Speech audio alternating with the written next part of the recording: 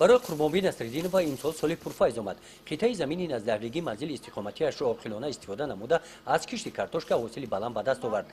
در دهه به نام حامد برو جماعت دهاتی به نام میرزاعلی وایس بی نویه واسه نتیجه مهنت پرمسئول خدای قربانبی میباشد که با چنین نتیجه نایل گردیده است. او میگوید که فراوانی حاصل این استفاده مصلحت متخصصان و دستگیری فرزندان میباشد. حاصل ای پورینا خیلی زیاده. باور که خیلی حاصلی که امسال میگرفتم هیچ وقت خیلی حاصل نمیگرفتم. خدای قربانبی این حصه کارتوشکا را در انبار منزل استقامتیش ذخیره برای زمستان جمع آورده نگاه می‌دارد. این قسمی حاصل را که در سن حالی جمع آورده است برای بازار آماده نموده است.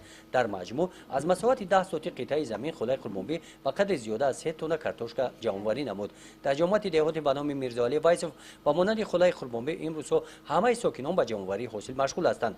در خوجگی دهخانی به نام شاروخ و خوجگی دهخانی به نام امام علی خوجگی داران از میدان 2 هکتار زمین حاصل پیاز را جمع آورده مقصد دارند در کشت تکراری در این زمین ها پون و دانه کشت می نمایند.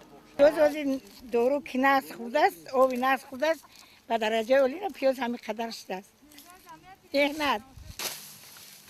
در این جماعت دهات این شب و روزها در زمین های لالما هم کار در اوج است. در تپه های دهه غلازور خوجگیداران با جمع‌آوری علف مشغول هستند. زمین های دهه غلازور در تپه های سرتیز واقع بوده علف های طبیعی خودروی اینجا بسیار هستند. از چنین امکانات دهقانان استفاده می نمایند. در سوز سپرشور رهبر دولت رو پیشوی کار خود نموده در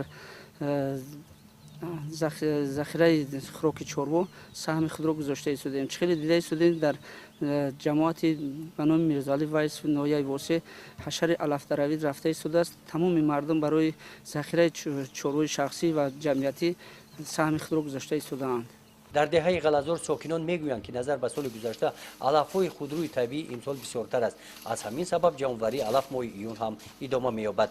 در خوجگی‌های دهخانی شفت دهه چهارباغ بعدی در غلق کوخیان را توی بسته ذخیره برای خوراک چروا نگاه می‌دارند. خدای قربانبی باشد بعد جمع‌آوری حاصل اول زمین بیکار نمی‌ایستد و کشت تکراری آماده می‌شود.